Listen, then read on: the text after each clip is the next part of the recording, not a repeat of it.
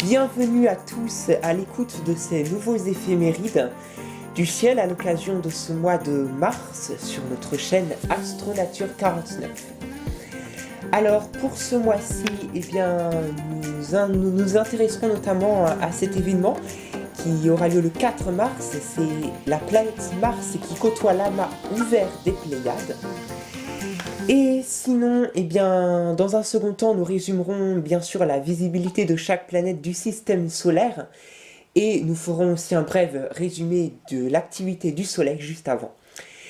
Et ensuite, pour terminer, nous vous présenterons la photo coup de cœur de ce mois de mars. Pour commencer, nous allons tout de suite vous parler de cet événement qui aura lieu donc le 4. C'est Mars qui côtoie l'amas ouvert des Pléiades. Et donc, je commence avec Mathieu qui va nous en parler. Voilà, donc c'est un très bel événement qui va donc se produire en début de nuit, le 4 mars. L'écart est assez serré, mais pas trop non plus, 2,6 degrés. Donc finalement, la planète Mars ne va pas passer à l'intérieur de l'amas des Pléiades, un petit peu à l'extérieur. Mais ce qui est intéressant, c'est que cet événement est spectaculaire dans le sens où les deux objets seront parfaitement visibles dans le ciel. Vous avez Mars qu'on appelle la planète rouge, et elle porte bien son nom puisque encore aujourd'hui dans le ciel, elle a une couleur qui est très rougeoyante, donc elle se reconnaîtra assez facilement. Et l'amas des Pléiades qui est aussi très bien visible, même à l'œil nu, sans parler d'instruments quelconques. D'ailleurs, quand on parle de la magnitude de ces deux objets-là, Mars, par exemple, elle a une magnitude de +1. La magnitude globale de M45, donc l'amas des Pléiades, c'est quasiment la même. Donc, aucun problème, vous verrez les deux à l'œil nu. Comment faire ? Eh bien, commencez par vous diriger vers l'horizon sud en début de nuit, horizon sud-ouest, plus exactement, en début de nuit. Et là, vous allez commencer par voir une constellation qui est facile à distinguer, qui se remarque très bien. C'est la constellation d'Orion, que l'on reconnaît sous la forme caractéristique d'un sablier un petit peu déformé. Au-dessus, un peu à droite, vous avez une étoile qui est, elle aussi, de couleur rougeoyante. Alors, c'est vrai que la couleur des étoiles la nuit, c'est quelque chose qui est assez difficile à apprécier. Malgré tout, en s'y attardant bien, on reconnaît les étoiles qui sont plutôt bleutées des étoiles rouges. Et au-dessus, à droite d'Orion, vous en avez une qui est rouge. Alors, c'est pas forcément Mars. Attention, Mars n'est pas loin, mais il pourrait plutôt s'agir d'Aldébaran. Alors, pour ça, c'est assez simple. Si vous voyez que l'étoile est un petit peu isolée, ou alors à l'intérieur d'un petit groupement d'étoiles un peu moins brillantes en forme de V dans le ciel, c'est Aldébaran. Alors dans ce cas-là, vous poursuivez votre route un tout petit peu plus loin à droite dans le ciel, et là vous allez tomber sur la planète Mars, qui elle est à côté de l'amas des Pléiades. Alors l'amas des Pléiades, comment il se reconnaît ? En fait, vous allez distinguer une sorte de nuage, c'est assez flou, c'est pas très bien résolu à l'œil nu. À la rigueur, en vous y attardant un peu, vous allez voir l'étoile la plus brillante de l'amas, qui est l'étoile Alcyone, qui, elle, a une magnitude de 2,8. Et quelques autres étoiles, 7 ou 8 étoiles, on va dire, au maximum à l'œil nu. Maintenant, si vous prenez une paire de jumelles, alors là, l'avantage, c'est que vous allez avoir Mars et les Pléiades ensemble dans le champ, et vous allez pouvoir commencer à distinguer vous allez très bien résoudre l'amas en termes de nombre d'étoiles, et vous allez distinguer donc des étoiles qui sont assez brillantes, qui appartiennent à l'amas, et des étoiles qui sont encore un petit peu moins brillantes. Alors, de Mars, vous ne verrez rien de plus dans une paire de jumelles. Le diamètre apparent de Mars est de 6 secondes d'arc. C'est absolument pas suffisant pour qu'une paire de jumelles puisse résoudre le disque de Mars. Donc, si vous voulez voir autre chose de Mars qu'une étoile, il va falloir vous tourner vers un télescope. Et là, évidemment, avec un télescope de diamètre modeste, 150-200 mm, vous allez apercevoir un tout petit rond rouge, sans détail. c'est la planète Mars. Maintenant, c'est vrai que ça change radicalement de ce qu'on a connu au mois d'octobre, et les mois précédents et suivants, où on était en pleine période d'opposition martienne. Donc là, on avait des détails, des zones claires, des zones sombres à la surface de Mars. On voyait même l'une des deux calottes polaires. Là, aujourd'hui, de Mars, vous ne verrez rien, même dans les plus gros instruments d'amateurs, ça va être extrêmement compliqué. En effet, puisqu'elle est 4 fois plus petite à l'oculaire d'un télescope que ce qu'elle était en octobre 2020. D'accord. Alors maintenant, est-ce qu'il est possible de faire tout de même de la photo? Bien sûr, alors en photo, ce qu'on va pouvoir faire, c'est choisir peut-être un objectif de moyenne focale, c'est-à-dire 50 à 135 mm d'objectif sur un trépied. Si vous avez un trépied motorisé comme la Star Adventurer, c'est encore mieux, bien évidemment. Et là, à partir de là, vous allez pouvoir shooter plusieurs images sur une période de temps relativement longue. Mettez vos paramètres comme si vous étiez donc en train de photographier le ciel nocturne normal, c'est-à-dire quelques dizaines de secondes de temps de pause au maximum, 800-1600 ISO de sensibilité, l'ouverture bien évidemment au maximum, donc 3,5 ou 2 ou 1,8 si vous avez, selon votre appareil photo. Et à partir de là, vous allez shooter comme cela. Prenez plusieurs dizaines de clichés. Après, vous allez pouvoir, alors si vous faites ça en mode RAW, prenez le fichier RAW. Et là, vous allez pouvoir passer sous des logiciels de traitement et rendre votre photo encore plus jolie, bien évidemment. Alors, je parle de la photo à l'objectif sur trépied parce que je pense que c'est la meilleure solution pour espérer tenter de photographier l'événement. Au télescope, vous pourrez prendre les deux objets isolément, soit les Pléiades, soit Mars. Il faudra faire un choix, mais vous ne pourrez pas voir les deux. En tous les cas, voilà, même au télescope, ça va être un inconvénient puisque la photo du ciel profond et la photo en planétaire, c'est pas du tout la même chose. Donc, il va falloir déjà commencer par le télescope en lui-même, mais également par le type d'appareil photo, le paramétrage également, les temps de pause ne sont pas du tout les mêmes. Enfin voilà. Donc, le mieux, c'est la photo à l'objectif sur trépied. Alors, sinon également, pour ceux qui rateraient l'événement éventuellement, sachez que le prochain rendez-vous, c'est en février 2038. Et là, vous aurez une conjonction encore plus serrée entre les deux astres. D'accord. Merci Mathieu pour ces informations. En tout cas, ce sera aussi l'occasion, en observant Mars, de penser aux 3 missions qui sont arrivées sur Mars en février. On le rappelle, Hope des Émirats Arabes Unis, Tianwen 1 de Chine, et bien sûr aussi Persévérance de la NASA, avec le premier drone à survoler la surface de la planète rouge, un GN8i. Alors, nous passons maintenant au deuxième événement de ce mois de mars. Alors, c'est toujours le 4. Et cette fois-ci, c'est l'opposition de l'astéroïde Vesta. Alors, Pascal, peux-tu nous en parler un petit peu? Voilà, donc effectivement, donc là, cette fois-ci, on se dirige vers la constellation du Lion. En fait, l'astéroïde Vesta est un astéroïde de la ceinture principale, en fait, entre Mars et Jupiter. Certains la classent même parmi des planètes dites naines.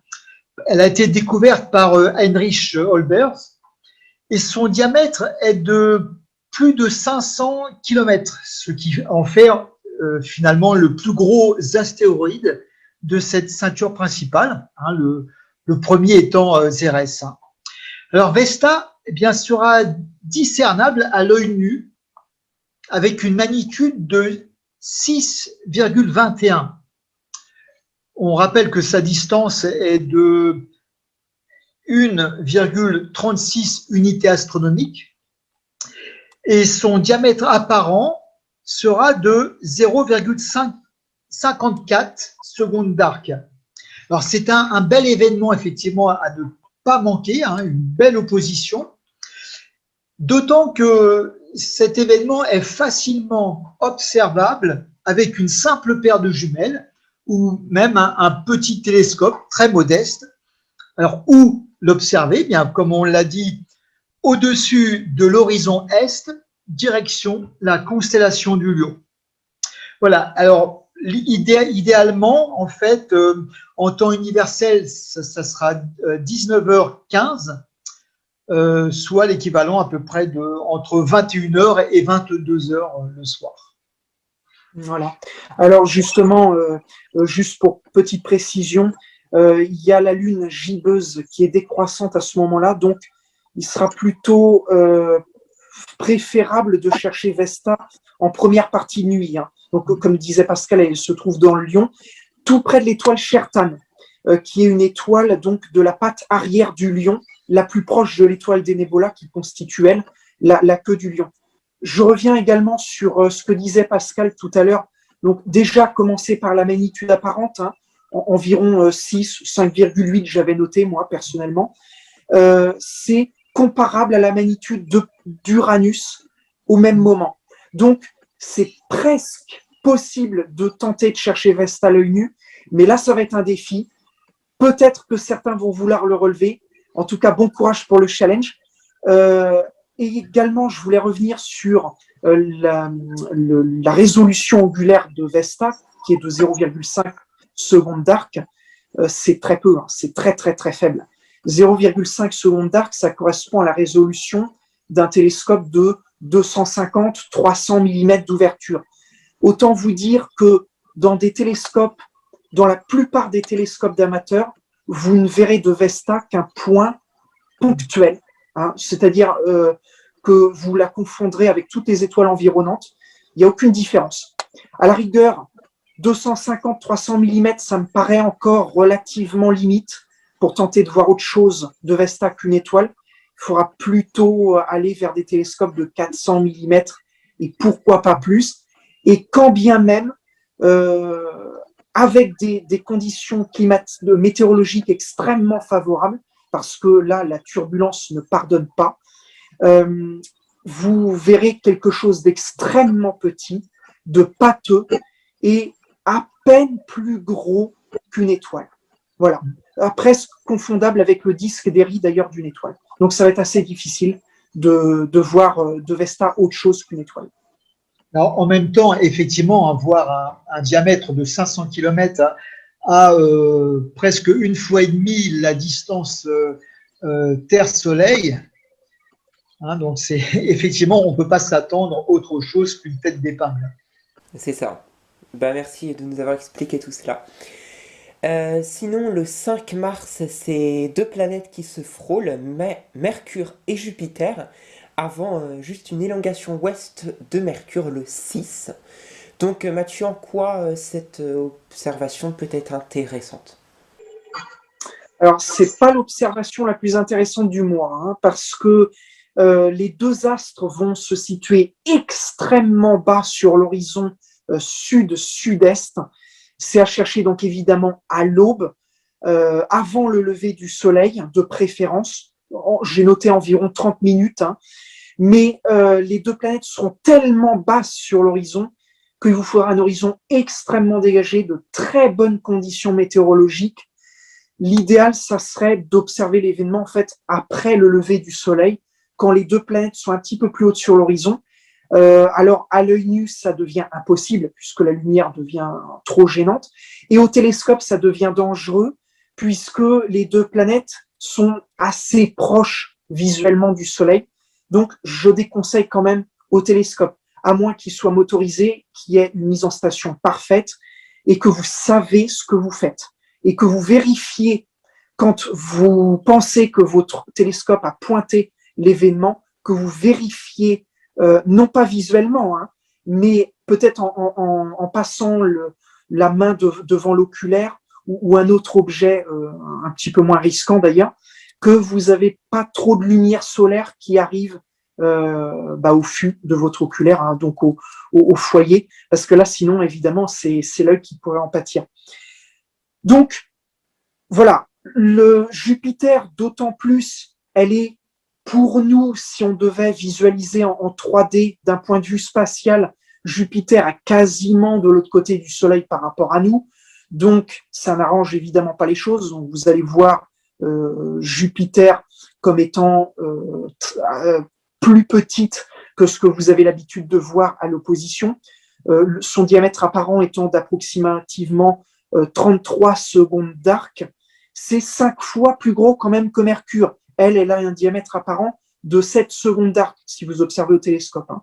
Et en fait, Mercure, elle est plus idéalement située puisqu'elle arrive à son élongation le lendemain, finalement. Donc, elle est, par rapport au Soleil, au plus loin sur son orbite. Donc, pour nous, c'est mieux. Mais en fait, la déclinaison orbitale de Mercure n'est pas du tout favorable pour une observation le plus tôt possible. Donc, finalement, l'événement ne sera pas extrêmement intéressant. Je note en plus, en passant, que la magnitude des deux planètes est assez comparable. Hein. -2 pour Jupiter, 0 pour Mercure. Ça fait partie des étoiles les plus brillantes du ciel. Le problème, c'est que la lumière solaire sera de toute manière trop importante au moment où elles deviendront visibles. C'est ça, donc une observation compliquée et risquée un peu. Sinon, eh bien, le 20 mars, c'est l'équinoxe de printemps. Nous passons à une nouvelle saison et ce sera à 9h37. Et enfin, eh bien, le 28, nous passons à l'heure d'été. Donc, dans la nuit du samedi 27 au dimanche 28, eh bien, nous avancerons d'1 heure et donc à 2 heures, il sera 3 heures. Maintenant, nous pouvons passer à la deuxième partie de cette émission. Alors, on va tout d'abord la commencer avec l'activité du Soleil du mois dernier. Qu'en était-il? Eh bien, Mathieu, on va t'écouter. Bon, on n'a pas eu grand-chose à se mettre sous la dent, là, ce mois de février. Je vais commencer par le commencement, malgré tout, le 1er février. Donc, on a une mini-tache solaire qui est apparue donc, dans l'hémisphère nord du Soleil. Elle s'appelait AR 2801 et elle n'a résisté que 3 jours. Ça donne un petit peu le rythme de la suite du mois. Alors, les 13 et 14, toujours pas de tache solaire, mais une ébauche de tache qui a tenté sans succès de se former près du pôle nord du Soleil. Quoi de plus banal, me direz-vous? Ça n'a aucun intérêt. Eh bien, en réalité, pas tant que ça. Parce que le point chaud qui est à la source de l'anomalie se trouvait à 60 degrés de latitude nord. L'exploit aurait donc pu être notable quand l'on sait que 95% des taches ne se forment qu'à moins de 30 degrés de l'équateur. Alors, malgré ce coup d'épée dans l'eau, quelque part, l'observation était intéressante. L'observation était intéressante car à chaque début de cycle, les taches se forment plus souvent assez loin de l'équateur. Or, nous sommes, comme vous le savez, au début du cycle solaire 25 et rien n'exclut qu'un autre phénomène notoire de ce genre, à haute altitude, ait lieu. Les pôles solaires, donc, doivent rester évidemment sous surveillance. Le 18, après 2 semaines de vide solaire, enfin, 2 groupes de taches sont apparus, mais vont rester peu dynamiques et se décomposeront d'ailleurs assez rapidement. On passe ensuite donc au 22, où là on a 2 autres taches plus complexes et plus instables qui vont se développer rapidement avec une activité éruptive très légère. D'AR 2804 et 2805, c'est la première qui sera la plus tumultueuse avec un développement particulièrement intense. Des deux d'ailleurs, c'est elle qui tiendra le plus longtemps, ne disparaissant à la vue des observateurs qu'à cause de son passage au-delà du limbe solaire le 28. Merci Mathieu donc pour ce résumé de l'activité du Soleil du mois de février 2021. Maintenant, nous allons vous informer de la visibilité de chaque planète et de la Lune aussi pour commencer. Alors la Lune, le 2 mars, elle sera au périgée à 5h19. Le 6 à 1h30, ce sera le dernier quartier qui sera visible. Le 13 à 10h21, c'est la nouvelle Lune. Le 18 à 5h04, la Lune est à l'apogée.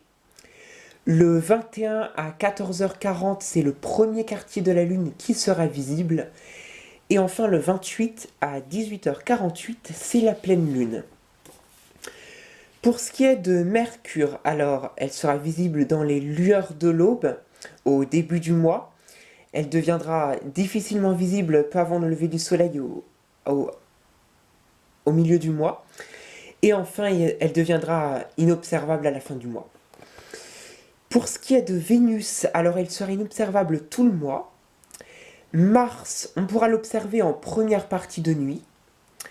Cérès, la planète naine, sera observable en tout début de soirée au début du mois et deviendra inobservable à la fin du mois. L'astéroïde Pallas, alors il sera difficilement observable peu avant le lever du soleil au début du mois et on pourra l'observer en toute fin de nuit seulement à la fin du mois. Junon sera observable en fin de nuit au début du mois et observable en seconde partie de nuit vers la fin du mois, donc un peu plus largement. Vesta sera observable toute la nuit. Jupiter, alors, elle sera très difficilement observable durant la première moitié du mois et à la fin du mois, on pourra l'observer en toute fin de nuit. Saturne sera observable en toute fin de nuit, mais assez difficilement, comme Jupiter. Uranus, on pourra l'observer en première partie de nuit au début du mois et puis seulement en tout début de soirée à partir de la mi-mars. Neptune, elle sera inobservable. Et enfin, Pluton, eh bien, on pourra l'observer aux instruments en fin de nuit. Alors, voilà que va bientôt se terminer cette émission, mais juste avant de la clore, eh bien, on va vous présenter une photo qui a été notre coup de cœur de ce mois, et c'est Pascal qui va nous la présenter.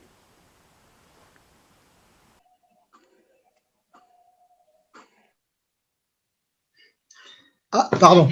Donc, en fait, c'est une photo toute simple, hein, fait avec un instrument extrêmement simple, puisqu'il s'agit de mon iPhone, tout simplement. Il s'agit effectivement d'une lune au-dessus au milieu d'un ciel étoilé.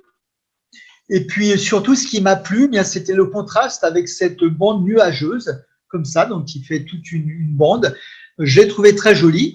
Et puis surtout, j'ai fait cette photo-là pour montrer qu'avec juste un iPhone, hein, ou un Android, eh bien, on peut faire d'aussi belles photos qu'avec un APN, ce qui permet bien à ce que Mathieu puisse mettre ses APN au rebut.